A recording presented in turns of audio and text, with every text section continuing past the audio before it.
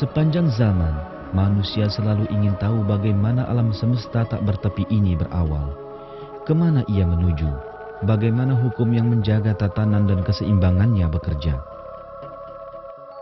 Selama ratusan tahun, para ilmuwan dan pemikir telah melakukan banyak penelitian tentang hal ini dan memunculkan sedikit sekali teori. Gagasan yang umum di abad ke-19 adalah alam semesta merupakan kumpulan materi dengan ukuran tak hingga yang telah ada sejak dulu kala dan akan terus ada selamanya.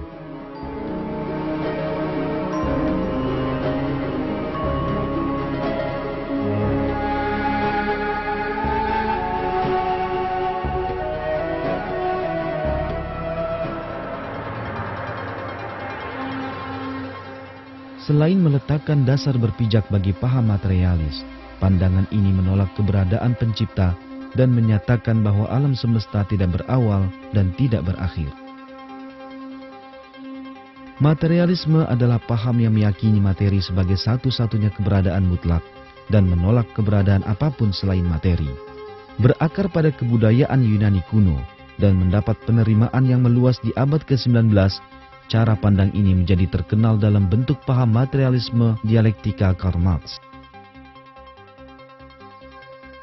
Para penganut materialisme meyakini model alam semesta tak hingga sebagai dasar berpijak paham ateis mereka.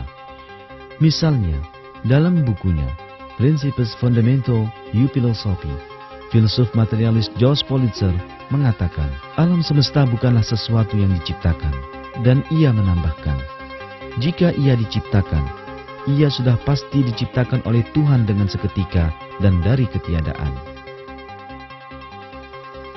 Ketika Politzer berpendapat alam semesta tidak diciptakan dari ketiadaan, ia berpijak pada model alam semesta statis abad ke-19 dan menganggap dirinya sedang mengemukakan sebuah pernyataan ilmiah. Namun, ilmu pengetahuan dan teknologi yang berkembang di abad ke-20 akhirnya meruntuhkan gagasan kuno yang dinamakan materialisme ini. Telah ditemukan bahwa alam semesta tidaklah tetap sebagaimana dugaan kaum materialis, malah sebaliknya, ia terus mengembang. Selain itu, berbagai pengamatan dan perhitungan telah membuktikan bahwa alam semesta memiliki permulaan dan ia diciptakan dari ketiadaan melalui suatu ledakan raksasa.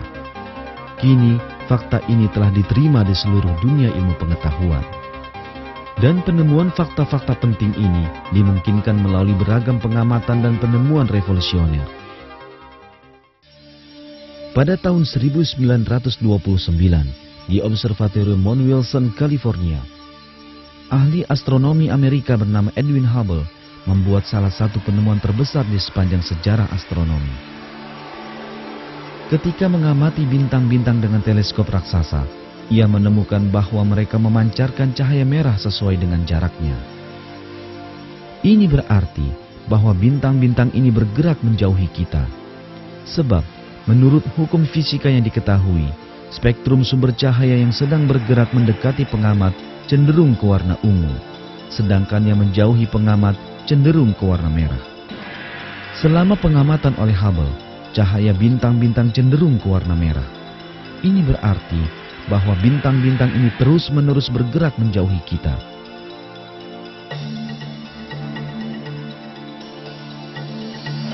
Jauh sebelumnya, Hubble telah membuat penemuan penting lain. Bintang dan galaksi bergerak tak hanya menjauhi kita, tapi juga menjauhi satu sama lain. Satu-satunya yang dapat disimpulkan dari suatu alam semesta di mana segala sesuatunya bergerak menjauhi satu sama lain adalah ia terus-menerus mengembang. Agar lebih mudah difahami, alam semesta dapat diumpamakan sebagai permukaan balon yang sedang mengembang. Sebagaimana titik-titik di permukaan balon yang bergerak menjauhi satu sama lain ketika balon membesar, benda-benda di ruang angkasa juga bergerak menjauhi satu sama lain ketika alam semesta terus mengembang. Sebenarnya, fakta ini secara teoritis telah ditemukan lebih awal. Albert Einstein, yang diakui sebagai ilmuwan terbesar abad ke-20, berdasarkan perhitungan yang dibuatnya dalam fisika teori, telah menyimpulkan bahwa alam semesta tidak mungkin statis.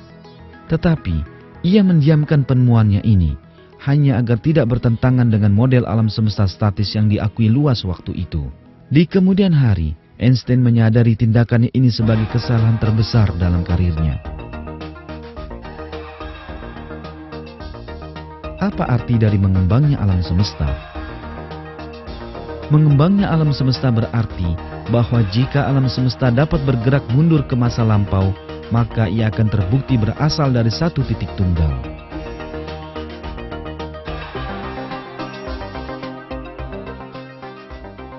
Perhitungan menunjukkan titik tunggal ini yang berisi semua materi alam semesta haruslah memiliki volume 0 dan kepadatan tak hingga. Alam semesta telah terbentuk melalui ledakan titik tunggal bervolume 0 ini.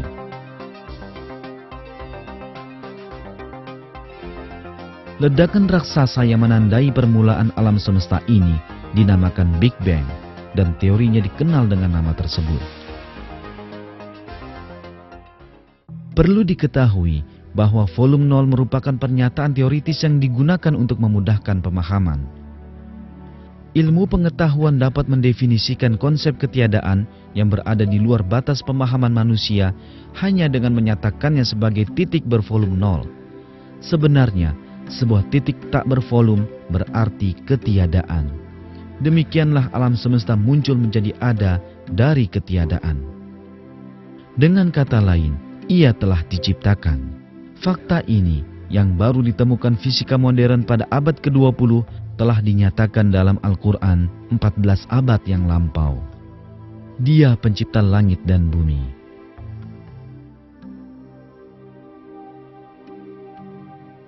Teori Big Bang menunjukkan semua benda di alam semesta pada awalnya adalah satu wujud dan kemudian terpisah-pisah. Kenyataan ini yang dikemukakan oleh teori Big Bang sekali lagi telah dinyatakan dalam Al-Quran 14 abad yang lalu saat manusia memiliki pengetahuan terbatas tentang alam semesta. Dan apakah orang-orang yang kafir tidak mengetahui bahwasanya langit dan bumi itu keduanya dahulu adalah suatu yang padu, kemudian kami pisahkan antara keduanya. Ini diartikan bahwa keseluruhan materi diciptakan melalui Big Bang atau ledakan raksasa dari satu titik tunggal dan membentuk alam semesta kini dengan cara pemisahan satu dari yang lain. Mengembangnya alam semesta adalah salah satu bukti terpenting yang menunjukkan alam semesta diciptakan dari ketiadaan. Meski tak ditemukan oleh ilmu pengetahuan hingga abad ke-20, Allah telah memberitahu kita akan kenyataan ini dalam Al-Quran yang diturunkan 1400 tahun yang lalu. Dan langit itu kami bangun dengan kekuasaan kami, dan sesungguhnya kami benar-benar meluaskannya.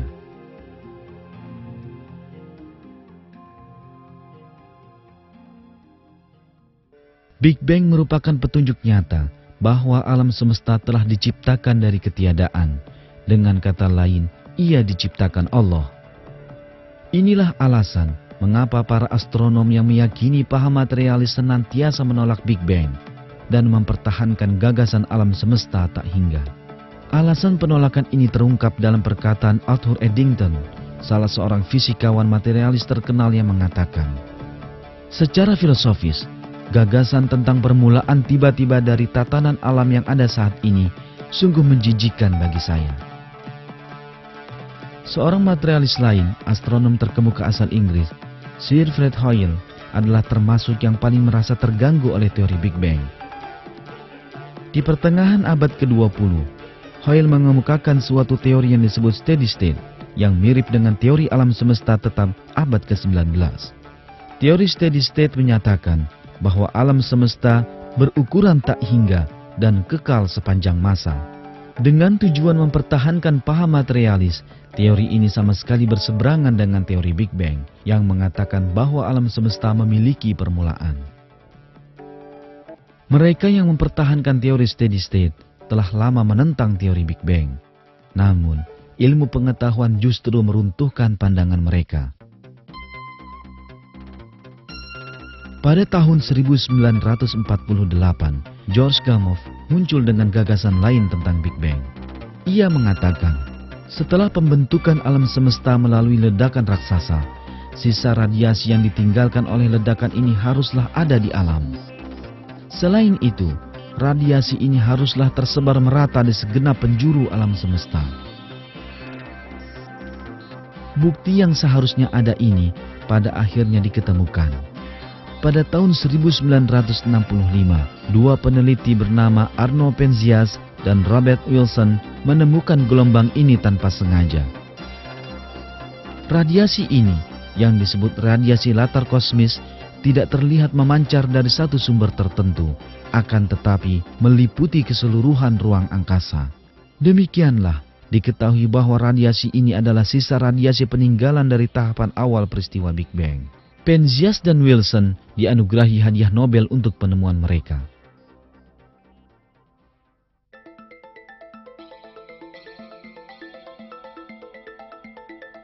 Pada tahun 1989, NASA mengirimkan satelit Cosmic Background Explorer COBE ke ruang angkasa untuk melakukan penelitian tentang radiasi latar kosmis. Hanya perlu 8 menit bagi COBE untuk membuktikan perhitungan Penzias dan Wilson. COBE telah menemukan sisa ledakan raksasa yang terjadi di awal pembentukan alam semesta. Dinyatakan sebagai penemuan astronomi terbesar sepanjang masa. Penemuan ini dengan jelas membuktikan teori Big Bang.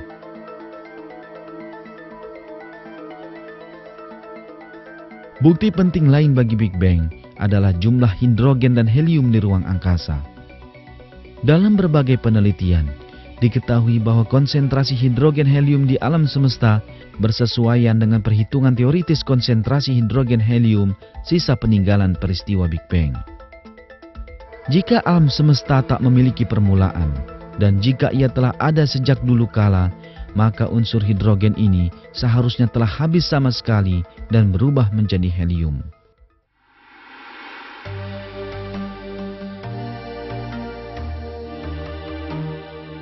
Segala bukti meyakinkan ini menyebabkan teori Big Bang diterima oleh masyarakat ilmiah. Model Big Bang adalah titik terakhir yang dicapai ilmu pengetahuan tentang asal-muasal alam semesta. Dennis Sciama, yang mempertahankan teori steady state bersama Fred Hoyle selama bertahun-tahun, menjelaskan posisi akhir yang telah mereka capai setelah semua bukti bagi teori Big Bang terungkap. Sciama menyatakan, ia mempertahankan teori steady state bukan karena ia menganggapnya benar, melainkan karena ia berharap bahwa inilah yang benar. Sciama selanjutnya mengatakan, ketika bukti mulai bertambah, ia harus mengakui bahwa permainan telah usai dan teori steady state harus ditolak. Profesor Josh Abel dari Universitas California juga menerima kemenangan akhir Big Bang dan menyatakan bahwa bukti yang kini ada menunjukkan alam semesta bermula miliaran tahun silam melalui peristiwa Big Bang. Ia mengakui tidak memiliki pilihan lain kecuali menerima teori Big Bang.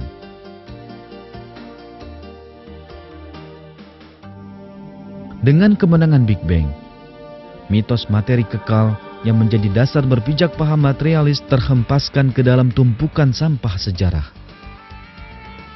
Lalu keberadaan apakah sebelum Big Bang? Dan kekuatan apa yang memunculkan alam semesta sehingga menjadi ada dengan ledakan raksasa ini saat alam tersebut tidak ada?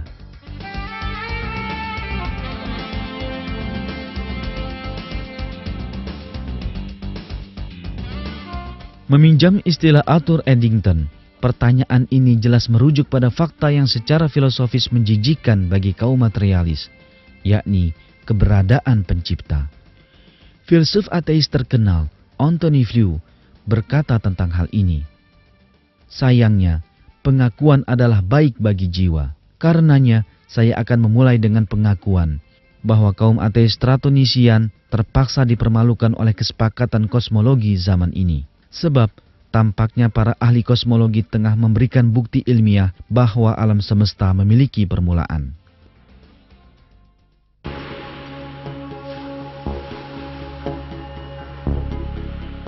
Banyak ilmuwan yang secara tidak buta menempatkan dirinya sebagai ateis telah mengakui peran pencipta yang maha perkasa dalam penciptaan alam semesta.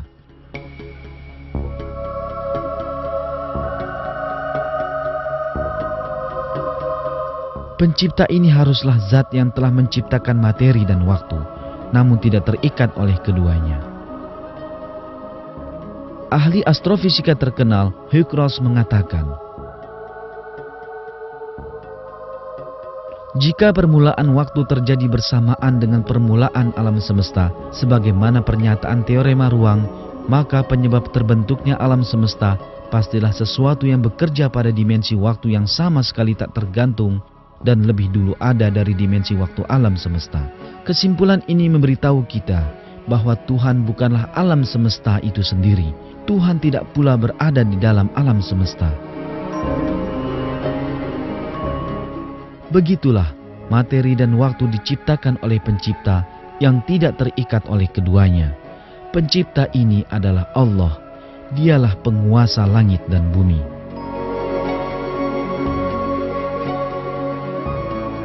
Sebenarnya, Big Bang telah menimbulkan masalah yang lebih besar bagi kaum materialis daripada pengakuan filsuf ateis Antony Flew. Sebab, Big Bang tak hanya membuktikan alam semesta diciptakan dari ketiadaan, tetapi ia juga diciptakan secara sangat terencana, tersusun rapi, dan teratur.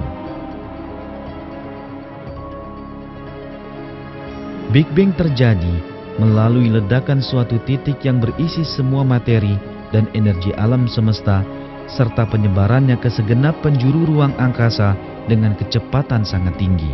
Dari materi dan energi ini, muncullah suatu keseimbangan luar biasa yang melingkupi berbagai galaksi, bintang, matahari, bulan, dan benda angkasa lainnya.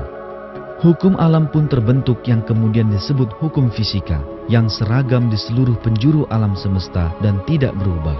Hukum fisika yang muncul bersamaan dengan Big Bang tak berubah sama sekali selama lebih dari 15 miliar tahun. Selain itu, hukum ini didasarkan atas perhitungan yang sangat teliti, sehingga penyimpangan 1 mm saja dari angka yang ada sekarang akan berakibat pada kehancuran seluruh bangunan dan tatanan alam semesta. Semua ini menunjukkan bahwa suatu tatanan sempurna muncul setelah Big Bang.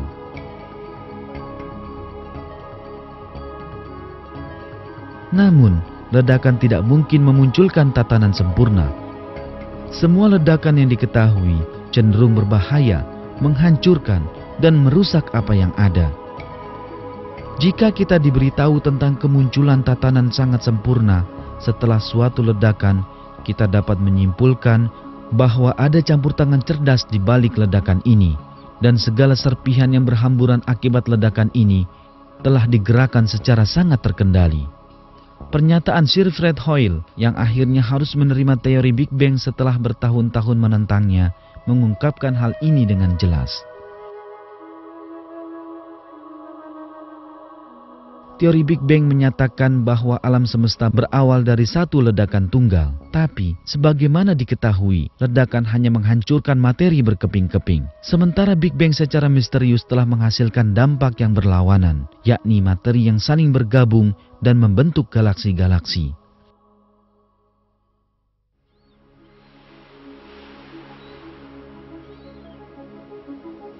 Tidak ada keraguan. Jika suatu tatanan sempurna muncul melalui suatu ledakan, maka harus diakui bahwa campur tangan Pencipta berperan di setiap saat dalam ledakan ini. Hal lain dari tatanan luar biasa yang terbentuk di alam menyusul peristiwa Big Bang ini adalah penciptaan alam semesta yang dapat dihuni. Persyaratan bagi pembentukan suatu planet layak huni sungguh sangat banyak dan rumit, sehingga mustahil beranggapan bahwa pembentukan ini bersifat kebetulan. Setelah melakukan perhitungan tentang kecepatan mengembangnya alam semesta, Paul Davies, profesor fisika teori terkemuka, berkata bahwa kecepatan ini memiliki ketelitian yang sungguh tak terbayangkan. Davies berkata, perhitungan jeli menempatkan kecepatan pengembangan ini sangat dekat pada angka kritis yang dengannya alam semesta akan terlepas dari gravitasinya dan mengembang selamanya. Sedikit lebih lambat dan alam ini akan runtuh, sedikit lebih cepat dan keseluruhan materi alam semesta sudah berhamburan sejak dulu. Jelasnya, Big Bang bukanlah sekedar ledakan zaman dulu, tapi ledakan yang terencana dengan sangat cermat. Fisikawan terkenal Profesor Stephen Hawking mengatakan dalam bukunya A Brief History of Time bahwa alam semesta dibangun berdasarkan perhitungan dan keseimbangan yang lebih akurat dari yang dapat kita bayangkan. Dengan merujuk pada kecepatan mengembangnya alam semesta, Hawking berkata, jika kecepatan pengembangan ini dalam 1 detik setelah Big Bang berkurang meski hanya sebesar 1/100.000 juta, alam semesta ini akan telah runtuh sebelum pernah mencapai ukurannya yang sekarang. Paul Davies juga menjelaskan akibat tak terhindarkan dari keseimbangan dan perhitungan yang luar biasa akuratnya ini. Adalah sulit menghindarkan kesan bahwa tatanan alam semesta sekarang yang terlihat begitu peka terhadap perubahan angka sekecil apapun telah direncanakan dengan sangat teliti. Kemunculan serentak angka-angka yang tampak ajaib ini yang digunakan alam sebagai konstanta dasarnya pastilah menjadi bukti paling meyakinkan bagi adanya perancangan alam semesta. Berkenaan dengan kenyataan yang sama ini, Profesor Astronomi Amerika Josh Greenstein menulis dalam bukunya The Symbiotic Universe, ketika kita mengkaji semua bukti yang ada, pemikiran yang senantiasa muncul adalah bahwa kekuatan supernatural pasti terlibat.